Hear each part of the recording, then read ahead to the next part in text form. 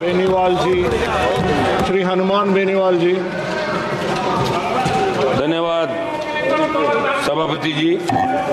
आज सदन में भारत के संविधान की 75 वर्षों की गौरवशाली यात्रा पर चर्चा हो रही है। सभापति जी, सदन के साथी विद्वान सदस्यों ने पक्ष विपक्ष दोनों तरफ से, और खुशी की बात यह भी है कि 7 घंटे से अलग अलग विचार आए, उधर से भी आए, इधर से भी आए, और सारी बात खुल के आई।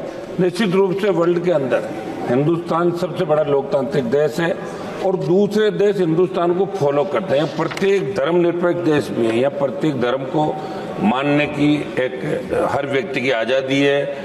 और जो संविधान ने हमें ताकत दी है, शायद वर्ल्ड के किसी देश में इतना ताकतवर संविधान कहीं का नहीं होगा कि लोकतांत्रिक मूल्यों की जो रखवाली हिंदुस्तान के अंदर होती है वो वर्ल्ड के किसी अन्य देशों में नहीं होती। उदाहरण के तौर पे हिंदुस्तान को लिया जाता है, वर्ल्ड का सबसे बड़ा देश भी। हमें गर्व है कि हम विश्व के सबसे बड़े लोकतांत्रिक देश में रहते हैं, जहाँ संविधान रूपी पवित्र ग्रंथ को सर्वोच्च आदर्श मानकर देश की रीति नीति बनती।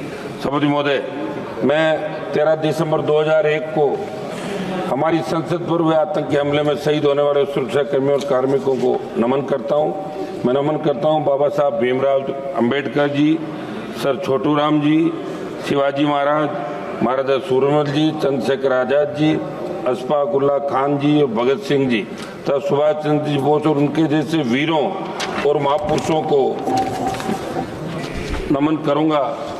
भगवान बिरसा मुंडा जी, सरदार उधम सिंह जी को और जलियांवाला बाग में शहादत देने वाले वीरों और राजस्थान के मानगढ़ में शहादत देने वाले मेरे वीर आदिवासियों को, महोदय, जिनकी वजह से देश आज़ाद हुआ, जिनकी वजह से आज़ाद भारत में संविधान अंगीकृत हुआ, उनका मान सम्मान करना हमारा परम कर्तव्य है। बाबा साहब अम्बेडकर जी ने कहा था कि संविधान मात्र कानूनी दस्तावेज नहीं है, ये हमारे जीवन का सारथी है और सामयिक आवश्यकताओं के अनुरूप है। सभापति महोदय, हिंदुस्तान में प्रत्येक नागरिक को वोट का अधिकार देने की पैरवी बाबा साहब ने करी। उस समय जब संविधान प्रारूप समिति के सामने मामला आया, जब अंग्रेजों के जाने के बाद, तब ये बात चली थी कि वोट का अधिकार पढ़े लिखे लोगों को मिले या जमींदारों को मिले या दूसरों को मिले, उस जाति के लोगों को मिले। तब बाबा साहब ने इस बात को कहा, व्यापारी को मिले, तब कहा कि वोट का अधिकार प्रत्येक व्यक्ति को मिलना चाहिए जो हिंदुस्तान के अंदर पैदा हुआ और जिसने इस गुलामी के जंजीरों के अंदर जकड़न, चाहे अंग्रेजों का राज था, उससे पहले जो जितने भी काल आए जहाँ हिंदुस्तान का नागरिक गुलामी के अंदर सांसें ले रहा था, कि प्रत्येक व्यक्ति को वोट का अधिकार मिले। बाबा साहब ने वोट का अधिकार प्रत्येक व्यक्ति को दिलाया, जिसकी बदौलत आज हम और आप सब इस पार्लियामेंट के अंदर बैठे हैं। मैं बाबा साहब ने कहा कि सदियों से गुलामी की जंजीरों में जकड़े प्रत्येक व्यक्ति को वोट का अधिकार मिले तो अपने मनमाफिक सरकार का वो चुनाव कर सके। सभापति महोदय, संसद हमले की बरसी मनाई जा रही है। 13 दिसंबर 2001 को जो संसद पे आतंकी हमला हुआ, सबसे पहली शहादत राजस्थान के बेटे जगदीश यादव, जेपी यादव ने दी। राजस्थान में सीकर से अलग होकर बने नीम का थाना के रहने वाले जेपी यादव आतंकियों से शेर की तरह लड़कर वीर गति को प्राप्त हुए। सभापति महोदय, 26 नवंबर 1949 को हम भारत के लोगों ने स्वतंत्र भारत के संविधान को अंगीकृत, अधिनियमित और आत्मसमर्पित करने का संकल्प लिया था। संविधान की इस गौरवमय यात्रा को आगे बढ़ते बढ़ते जब हम देखते हैं तो नजर आता है कि देश के किसी न किसी कोने के अंदर हमारे दलित भाई, पिछड़ा भाई, हमारा आदिवासी भाई समानता के अधिकार को हासिल करने को जूझ रहा है। राजस्थान की मैं बात करूंगा, जालोर जिले के साइला तहसील के सुराना गांव में कथित तौर पर पानी की मटकी को छूने पर हुई पिटाई के अंदर एक 9वीं क्लास का बच्चा इंद्र मेघवाल, जिसकी मौत हो गई। मैं खुद मौके पे गया था। पाली के सरकारी हॉस्पिटल में कोविड हेल्थ सहायक जितेंद्र मेघवाल की हत्या इसलिए कर दी कि आप मुँह नहीं रख सकते, मुँह तक अधिकार। एक मिनट साहब, बात तो करने दे, ऐसे क्या कर रहे हैं आप? केवल इस बात के लिए कर दी क्योंकि वो मुँह सकता था। हाल ही में बालोतरा में किस्ताराम मेघवाल की हत्या कुछ लोगों ने कर दी। मेरे संसद की खींवसर विधानसभा क्षेत्र के तांतवास गांव में मेघवाल समाज के परिवारों को दबंगों ने पीटा, मगर कोई कार्रवाई वहां की पुलिस नहीं कर रही, जहां राजस्थान के अंदर आपकी सरकार आती है। मैं मांग करूंगा कि आजादी के 75 साल बाद दलितों को, पिछड़ों को, सबको उनका हक और अधिकार मिले और जो कानून है उसके दायरे के अंदर प्रत्येक व्यक्ति को न्याय कैसे मिले, ये आप लोग इसके अंदर कराएं।